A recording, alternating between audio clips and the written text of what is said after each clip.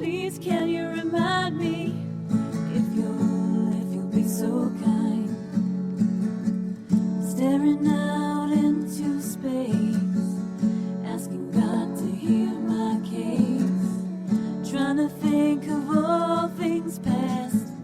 How long will my memory last? With purple angel, purple angel, purple angel. Well, hi, everyone. This is Lori LeBay, your host and founder of Alzheimer's Speaks Radio. I hope life is treating you well. Before we get started today, a lot of times we get new listeners, and so I always like to let them know, a little bit about Alzheimer's Speaks. And basically, we're an advocacy-based company providing multiple platforms to shift our dementia care culture from crisis to comfort around the world. We believe that by joining forces and sharing knowledge and just having these everyday conversations like we're going to have today, we're going to be able to remove the fear and stigma attached to memory loss and help people continue to live purpose-filled lives. Together, I know we can help everyone understand the true needs of this disease. And today we have just a special guest with us who has done an exceptional new film that is going to really help change the stigmas and get people thinking about what are their perceptions and what are their feelings when this disease knocks at the door. I also have to, before I go and introduce him, I just have to thank our audience for all of your clicks and likes. It has really helped a lot. And, excuse me, I've got a cold and a tickle in my voice all of a sudden. But your clicks and likes have gotten us to be the #1 influencer online, according to ShareCare and Dr. Oz. And so, again, I just have to thank you each for taking that time to share our content, be it the radio show, the blog, the webinar, the resource directory, whatever it might be that we're pushing out. It makes a huge difference because our spheres, each of our own spheres, there are a lot of people dealing with this disease that we don't even know because they're afraid to talk about it. And we need to get that conversation going. So the more information we can push out there, the easier it will be for them to reach out and grab it when they need it. I'd also like to encourage any of our listeners to be a guest on our show. Maybe you've got a story of your own that you'd like to share. We would love to hear it. You can be a person living with a diagnosis. Maybe you're a family caregiver. Maybe you're a business professional. Maybe you're a movie director like we have on today, or an author who we just had on, or a researcher, or just an advocate. All of us are kind of just these little teeny pieces, but when we work together, we make a miraculous difference together. So again, really excited about our guest today, who is Roberto Carlo Chiesa. And he is an award-winning creative director and a filmmaker and a writer with Alexandria Perrin Company. Roberto has also produced and written and directed several children's films for educational film market, to include the HarperCollins books, William Dahl, and The New Friends by Charlotte Zillotto. He also wrote and directed Generations, a film about bridging the generation gap between the old and the young, and The Snail and a Friend, which deals with human kindness for all living things. Roberto has worked on public outreach events with senior living and memory care facilities, traveling throughout the country for speaking engagement, where his film that we're going to talk about today, Inside My Being, was shown. The first time I saw this film, I was so incredibly touched. I had to reach out to him right away and say, I have to have you on the show. This film has to get out because it is so powerful. And I've watched it several times myself and shared it with others. And I just shared it with a friend in the studio here. And we both just got teary-eyed immediately on the first scene because it's just such a powerful film. And so I'm really excited to have you with us, Roberto. How are you doing? I'm doing well, and I thank you for allowing me to be on the program. It's an honor. Well, it's an honor to have you with us because this is a This film is very different. It's not your typical film in what people expect. So, why don't you start out with telling us who and what inspired you to make this film, Inside My Being? Sure, I'd be happy to do that. Basically, it was my sister, Alma Chiesa, who got Alzheimer's about 5 years ago, 6 years ago, and it was a real journey that I went through with her. I didn't realize that she even had Alzheimer's. I was her caretaker through this whole thing, but I didn't realize Alzheimer's was taking place for quite some time. Little things were occurring that weren't quite normal, but I didn't pay any attention to them. And so when I went over to her home, I was raising two little girls at that time by myself. Had some help, but mainly by myself. And we would go over there, and we would have a wonderful spaghetti dinner on Friday nights. She'd cook spaghetti. One night when we were there, I was talking with her, and I was doodling on paper, and just doodling, and she came up to me and she said, "Why are you making fun of my nose?" And I didn't think too much. I said, "I'm not making fun of your nose. Why do you say that?" She said, "Well, you're drawing it on paper, and that you're making fun of my nose. I don't like it, and that's not my sister. That was not her." And I said, "No, I'm not. Stop it," laughingly. Mm-hmm. And then she did, and went away. No problem. My sister, let me give you a brief example. She sang opera. She loved classical music. She studied opera. She managed a doctor's office before her retirement. And she was a very, very bright, outgoing person. And so when she retired, she moved into the same town I live in, which is Modesto, California. Previously, she had lived in San Francisco. So anyway, when she was there, of course, she loved my daughters. Both, I have two little girls, and we would go over and be with her. So she would cook this spaghetti dinner every Friday night. It became traditional to do that. And as time went on, all these things were happening that I wasn't quite aware of, but they were subtle, and I really did not understand them at the time, such as the drawing, and she thought I was making fun of her nose. As time went on, I did begin to notice little reactions from her. She would get irritated a lot when she never used to do that, and then wonder, where I was going. She would ask questions, but the big one, the big knockout punch for me was she would have her hair done once a month. She would drive herself. Mm-hmm. She had her license. She would drive. Well, I got a call from here in Modesto. It was the MID. It was Modesto Irrigation District Office, and there was a lady on the line who said, "Are you Roberto Chiesa?" And I said, "Yes, I am." And she said, "Well, we have someone here that says she's your sister, and she seems to be lost." And I said, "Okay, and could you please come down?" So I did. Immediately I went down, and it was my sister sitting there, and she said, I don't know what happened. She said, "I was looking for the hairdresser, and I just couldn't find it. I didn't know what to do. I thought this was the hairdresser." So she went through this whole story about, this being the hairdresser, and then she realized it wasn't. Well, I drove her home, and then had the car brought back in, her car brought back in, and I knew now there was something really wrong. And of course, then I started thinking, with all the little things that happen, could this be Alzheimer's?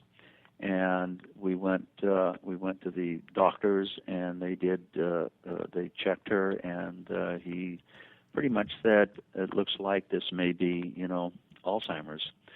So now I had a situation where she was driving a car, and I knew that she really couldn't do this anymore. and I had to get into the point of letting her know that she couldn't drive. And of course, she was irritated over that. But all this time, also there were things going on that was just very, very strange. She would get into her car, she'd find a key that she had to get into her car and back it out and hit a post. And it was just going nowhere except downhill. Well, to make a long story short, it just got worse and worse and worse. And we would have discussions, and she would say to me, "I'm so scared. I don't know what's going on." She would call me Bob. "I don't know what's going on, Bob. I just don't know, and I'm so scared." Well, it was very, very difficult, and I knew now that I was her caregiver. I had to take care of my sister, and I did. So that made it really difficult. There are things that you have to do She had to go to the bathroom. I had to help her with her bathroom, and sometimes she wouldn't make it to the bathroom. She would tell me about people that she would see, and her our mother that would appear to her. Things got really difficult. And then I had a fiance that came into the picture, and I asked her if she could please help me. It was really difficult for me to do this, but I wasn't going to give up, but I needed help. Mm-hmm. And she did. She helped, and it was a godsend because she did things that it was difficult for me to do. And she came in and pitched in and helped. But it got to the point where she could not be by herself any longer. We could not stay there with her, of course. And so I had to find a facility. And that was a trip in itself. I had to find a facility that I felt comfortable with and that I felt that she would be comfortable in. And so we did a research on a lot of facilities in our area, and I finally found one that I felt good about. And it was not just about taking good care of my sister. It was about that I could have good communication with them as well, that we were on the same page, and that I could work with them, and that they would listen to me. And so I found one that I felt would do that, and I was correct in picking the one that I chose. So I moved my sister into the facility, and she didn't know where she was, but I moved as much of the furniture in her home that I could into her room, which wasn't a big room, but it made it comfortable. And the big thing was her cat. She loved her cat, Nosy, and I was able to let her have that. The facility was able to say, "Sure, we'll take her cat," and they did. And Nosy was a big help. So as time went on, I would visit my sister every day, do the best I could with her, and it finally got to the point where she was declining rapidly, and I knew what the outcome was going to be. But towards the end, and this is how I came about to make the film Inside My Being. Towards the end, when all was lost, I mean, if you would have seen my sister at that point in time, lost tremendous weight, would not eat anymore. All she did was stare. But when I touched her hand, when I caressed her face, when I looked into her eyes and I said, Alma, I love you. Know that I love you, Alma. Her eyes would look at me, a little smile would crack on her lips, and I knew that she knew who I was. I was making a connection with her, and nobody can ever tell me that an Alzheimer's patient is totally lost, because I was touching her heart and I was touching her soul, and she was touching my heart and my soul as well, and that's where the connection was made. And this went on until she died. And so with that, I said to myself, this is something too powerful for me to just let it go. And so I made a film, and I did it not for any other reason than to do it and show some friends of mine who were going through some pretty difficult times with their parents having Alzheimer's. Well, and I told them, here's what I went through. and I made the film to show them. The film was also seen by the facility where my sister was located. When they saw the film, they said, "This is a very powerful film. We would like for you to, if you could, go to the different communities throughout the country, speak about the film, talk about your journey with your sister. Would you be able to do that?" And with my work, I said, if I can fit it in, I'd be happy to do that, and I did. It was rewarding for me to do that. What I found that is when I went on these different speaking engagements in different communities, they would hold an event. They would promote the film, but I was on. Sometimes I was on with neurologists, psychiatrists, doctors that were studying Alzheimer's, and so the audience, once the program was over, and I would show my film and I would speak about my journey. But once the program was over, the audience would ask a lot of questions. They would ask the doctors, neurologists, questions regarding medications. My husband is taking this kind of medication. What do you think? What's going on in the research? What kind of hope do we have? And of course, they would answer them. And as we know, there is no cure for Alzheimer's, but they're working on it. Hopefully that will happen. When it came to my film, it was a whole different story. When it came to my film, it did something for the audience. It touched their heart and touched their soul. I keep on using heart and soul because that's what it's all about. And they would tell me, what you've done with the film is that we understand a little bit more now that perhaps there is life in there. There is nothing has deteriorated to the point where nothing happens anymore. And they went back.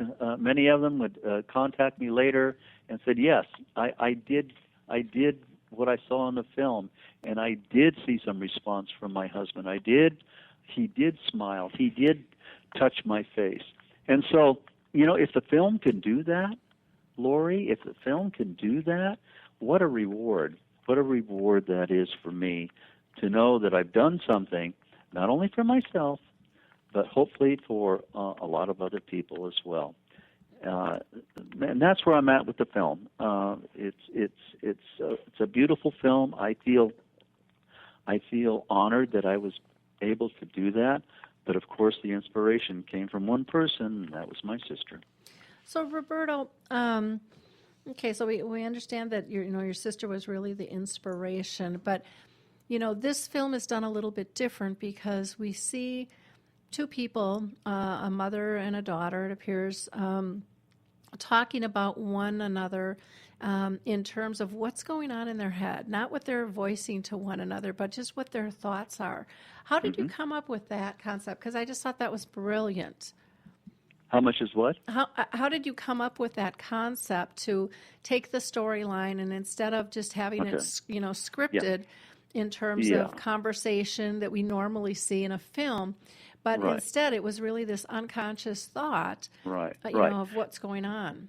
Yeah, and the reason behind that is that I believe if my sister was able to speak, this is what she would be saying. And so I used what I felt her mind was thinking, because I could see in her eyes, that she was saying something to me. She was talking to me. And I interpreted that in the film by utilizing, the voiceover that you heard. And so if she was able to talk, I believe that my sister would say this to me, how she felt, and get this message across to me. So that's how I interpreted that and put it into the film. I think a note that I'd like to talk about is that I had two people in the film.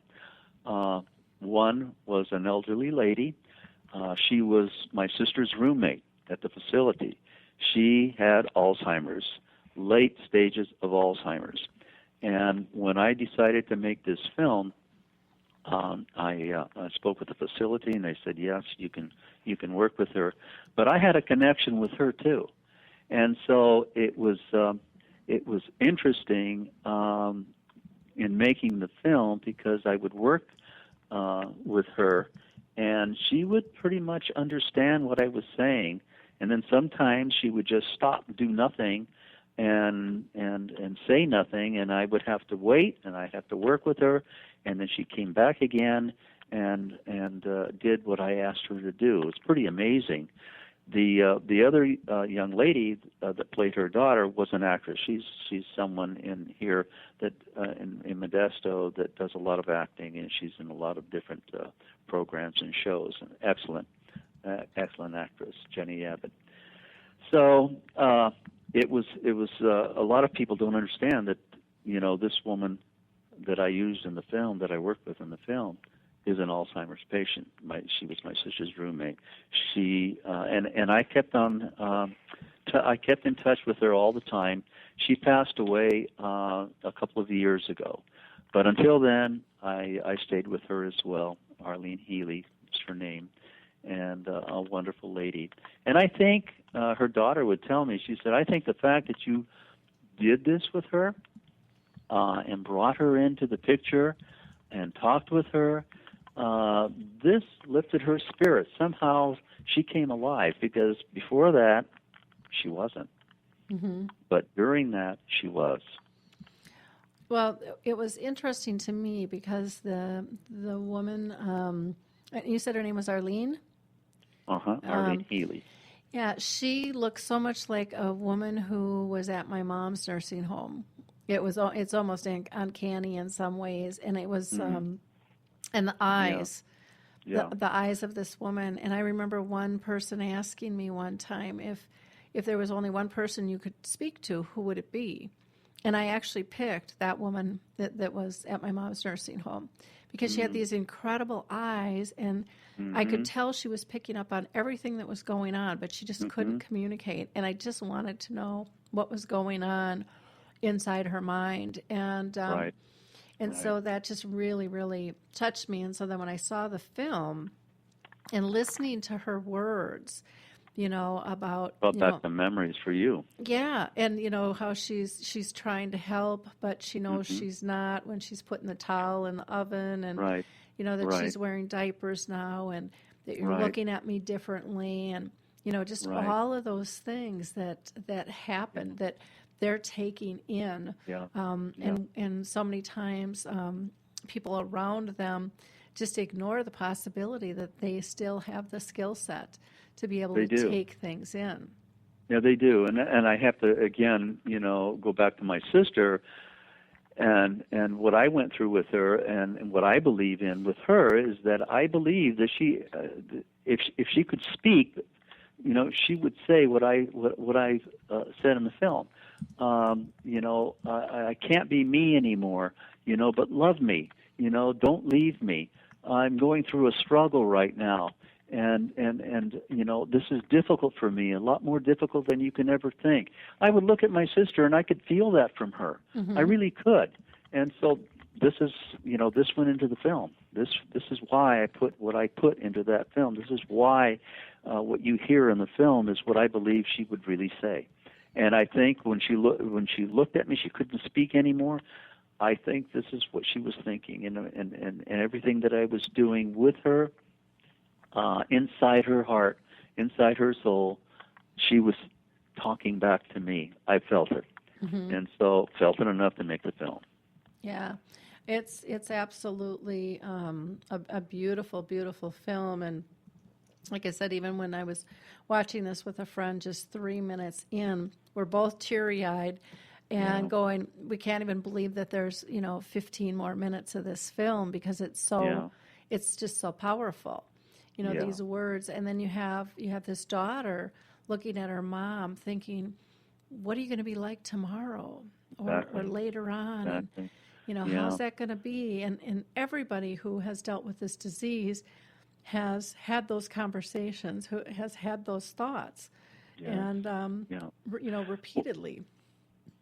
That's exactly what I was thinking when you, that one part where the daughter says, what are you going to be like tomorrow? What are you going to be like tomorrow? That went through my head so many times, as my sister was progressing deeper into the night, and I call it the night in the film, because to me it was a fog deeper into the night. She was going, and there were times, and if you remember in the film, where she goes, God, do I have to? There was some normalcy just for a moment, but then it came back again, and she would lose it. And in the film, she says, God, do I have to go back to this again? That hurts. Mm-hmm. But it's very powerful also, because my sister went through this, especially in the early stages. She would go through all these different feelings and express them to me, and all that compiled is into the film, in the way I put it together. But it is sad. There's no doubt about it. It is sad, but one of the areas is that the heart and the soul for me and for my sister I felt was alive and well, Mm-hmm. and I was able to touch it, and I'll never ever forget that. And anybody that ever tells me, well, my father has Alzheimer's, my grandmother has Alzheimer's, I can't reach her, but I'm with her. And I saw this actually happen in some of the facilities where people are with the person, but that's it. Mm-hmm. They're with them, and to me, that there is so much more if they allow themselves to touch, to be genuine with their words, to smile. They can reach them. I reached my sister. I feel that there's a possibility that other people can reach their loved ones as well. You've just got to be genuine. You've got to certainly love them, touch their hand, caress their face, tell them that you love them, and you might be surprised what happens. Mm-hmm. It might just be a smile. Sometimes the unspoken word is the most powerful. Mm-hmm. Yeah, And I again, totally agree. I totally agree with that. Now, you had mentioned that you kind of went on tour, with this community that your sister lived at. Are you comfortable saying which community at all? And I'm interested in, what was their response from the audience after doing the tour with the film? Oh, sure. Well, the facility was Seasons, called Seasons, Mm-hmm. in Modesto, and I went. They set these different areas up for me to go to, and the response from the audience, as I say, was always. I mean, you could hear a pin drop when the film was playing, and it was very moving, very emotional. Some people had a hard time with it. There were people that did have a hard time because I would think the film was hitting really close to home. They had a loved one that had either passed away because of this, or sometimes I think it touched people that might have had a difficult relationship with their loved one, and they see a film of this nature. And they say, gee, maybe if I would have, maybe if I would have done this, maybe if I would have said that, because this is what I heard later. And so it was difficult for them. But the response from the audience was a beautiful response. And like I say, they would come up to me and talk to me about the emotional impact that it left on them, and that some of them didn't really realize that maybe, just maybe, that they could reach into their heart and into their soul by touching their hand, Mm-hmm. or rubbing their face. I call it caressing, and telling them that how you feel and that you love them. It worked. It worked for me, and perhaps it can work for many others as well. And I found that when I showed the film, I found that kind of a response from the audience. Yeah, I've been working with a film called His Neighbor Phil, which is a 90-minute film, and it's shows the family dynamics and stuff, and I'm bringing that around touring as well. But it's amazing what this media can do to kind of break the ice and get the conversation and get people to not just think about the disease, but actually feel it. And I believe Right. I believe it's the feeling that is the power to change. That's right. when people feel the need. And I know with Yeah. with his neighbor Phil, the first 5 to 10 minutes, usually the audience can't even speak. They can't even speak because they are just so overwhelmed with emotion. And then I kind of do the filler, and then we have this beautiful discussion Yes. about, have you experienced this? Have you seen this in your family or yourself or a friend? And the stories that come out, and people want to tell their story. Oh, yes. And then to be able to laugh and cry in a safe environment with others removes that isolation of, I'm the only one dealing with this, and they realize, oh my God, I'm not alone. No, not at all. There's Not others at all. like me. And so I just think the whole film medium is just a wonderful way for people to, kind of break the ice and kind of crack that door open to their hearts. Now, Sure. are you working on any other films regarding dementia? I will be, yes. The screenplay that I just finished basically is about dementia. It's about a 23-year-old daughter who's actually I shouldn't say 23-year-old. She's 53, and after 23 years of absence from her father, she's alerted that he's in a hospital with dementia and he's dying from cancer as well. And so now she has to make a decision to reconnect the lost and damaged relationship that she had. She had a beautiful relationship with her father as a young girl, and things went wrong, and she left and never saw him again for 23 years. Now she has to go back, and she has to try to make that connection again. And that's the film. And hopefully I can produce it and get it out. Wow, that would be incredible. We're seeing more and more films, about dementia, and one of the things that I I liked is Still Alice and the Glenn Campbell movie really helped break the ice in terms of having the conversation. I've read the book, saw the film. Yes. Yeah, but I think with both of those, they weren't kind of the typical families. Glenn Campbell it was great music and it was fun to watch and see, but it wasn't everyone's life. And it was Still Alice. It was a great storyline, fabulous actors and stuff in it, but still didn't hit some of those emotional cues. And yes. I think Inside Your Being definitely does that. And I think they do. The thing about it is being able to, first of all, raise the funds to produce something of that nature, to do the film, and then have the marketing for the film to get out to the people so that they can see something of this nature.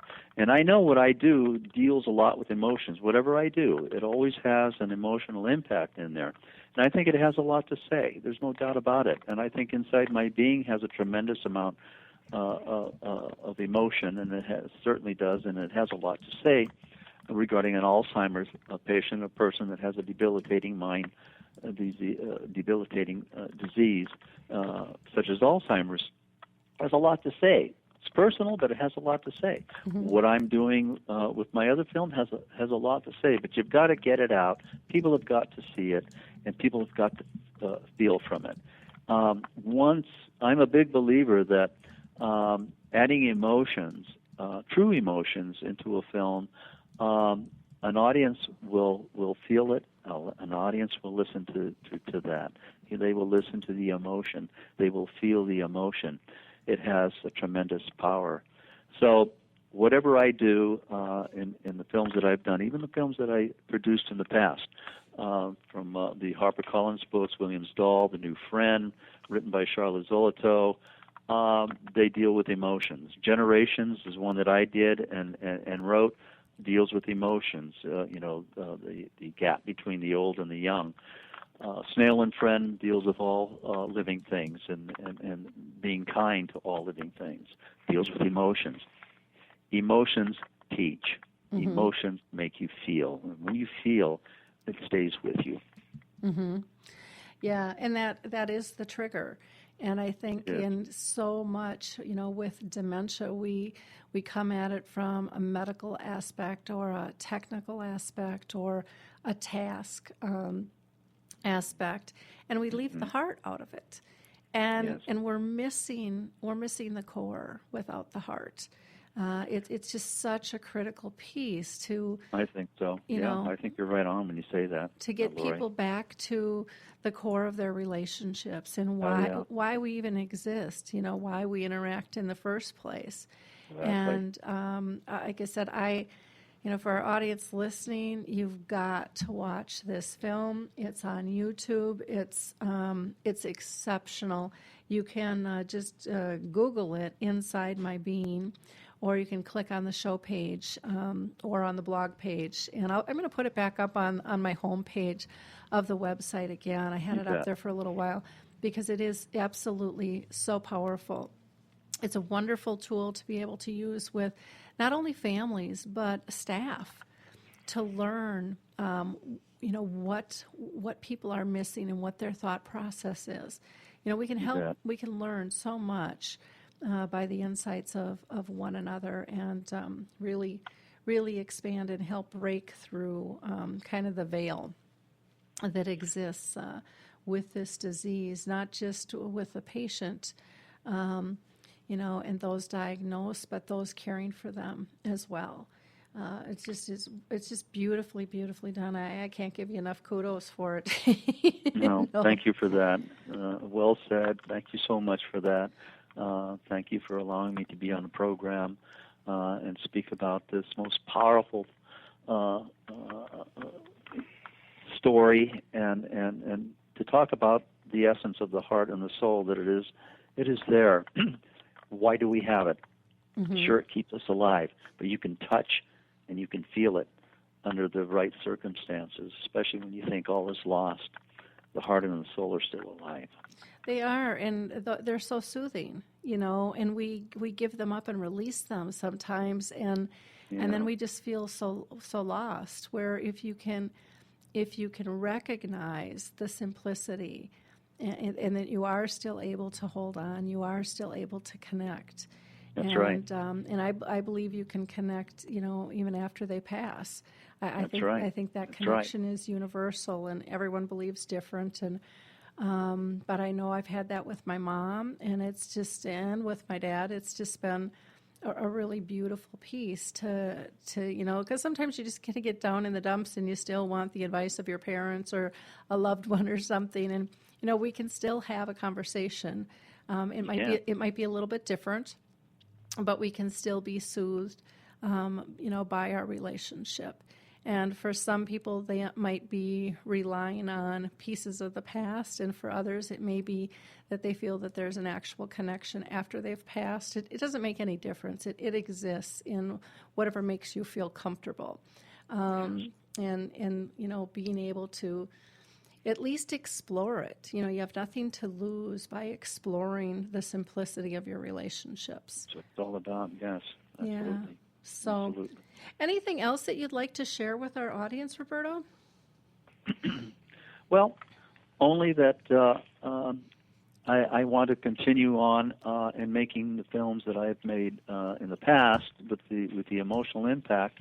I tend to work with the Alzheimer's because of my sister. There's a lot that can be done with that, and like I say, I have one screenplay that is completed. I'm working on another one that also that involves Alzheimer's, and I just hope that I can continue to produce the films and get them out to the audience for them to see and have some hope in the various aspects that Alzheimer's presents. Wonderful.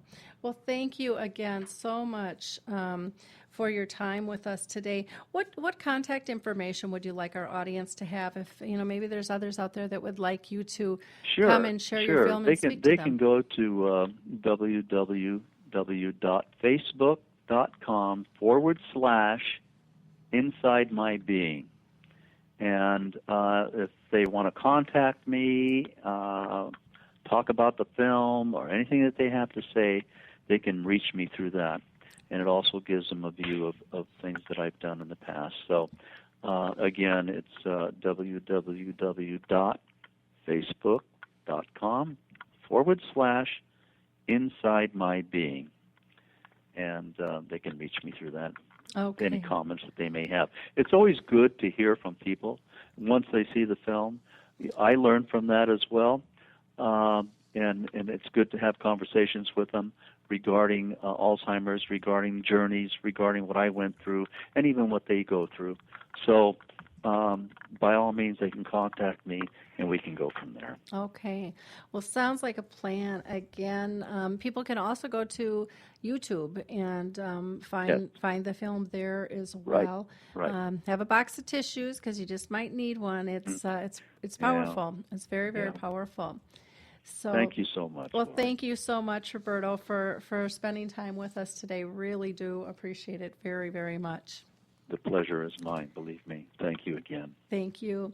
If you didn't catch our last show, you may want to check that out. We had Christine Grody with us, an author of a new book called Where Memories Meet. And it talks about her reclaiming her father after Alzheimer's. And she, too, took on a really different scenario in terms of her writing style. She did it in two narratives. One is her dad and one is her.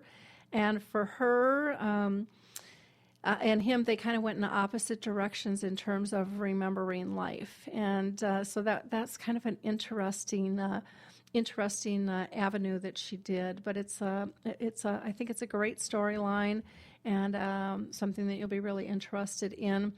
Prior to that, we had neuropsychologist on, Sonia Mosh, which was a really interesting show as well. And upcoming, we have author Lisa Skinner will be with us. Again, if any of you out there are interested in being on the show, we'd love to talk to you. Just shoot me an email at Lori@Alzheimer's Speaks, or you can go to alzheimersspeaks.com. Just click on the big gold button that says Contact Us, and there's several different modes you can reach out to me on there. Let's see. If you didn't catch Dementia Chats this morning, the free webinar we do where our experts have dementia, I will be posting that either later tonight or tomorrow. Really interesting a conversation about the holidays, what we can do differently to accommodate somebody with dementia. We also talked about illness and how that can affect them and the importance of organizations collaborating together. Our next Dementia Chats will be on December 22nd, and I think we're going to change to the Zoom format. It seems like that's a little easier access for people, so be watching for that information. There was also a blog post I did on December 6th called Late Life, Making a Difference, and it is a collaboration with Alina Health, Life Course, and TPT, and there they did this, again, it's another brilliant film, but it highlights three amazing programs. One is called Care Guides, which I knew nothing about, which is really a cool concept. The other one is called Thrivers, which is a support that is focused more on people with cancer, but I would love to see it adapted to those with dementia, and that it has to do with exercise and building energy and maintaining it. And then the third piece of that film, Late Life, Making a Difference, is on memory cafes, which, of course, for any of you that know me, that is near and dear to my heart. Before I say goodbye, I just want to give a shout out to Apples to Apples. If you haven't watched that show on Alive Inside, it's on Mondays at 2:30. And it is with Scott and Drew Applebaum, a father and son team. They talk and banter back and forth about sports, a lot of fun. Also, Mortgages and BS is on Alive and Social on Thursdays at 4 o'clock. You'll get local mortgage expert here in the Twin Cities, Tom Smith, and radio personality BT or Brian Turner, and they discuss just all the new products and about mortgages and refinancing and just the process. You can learn a lot on that show. And then, of course, there'll be a mix and a splattering of just entertainment and current events as well. So check both of them out on Live and Social.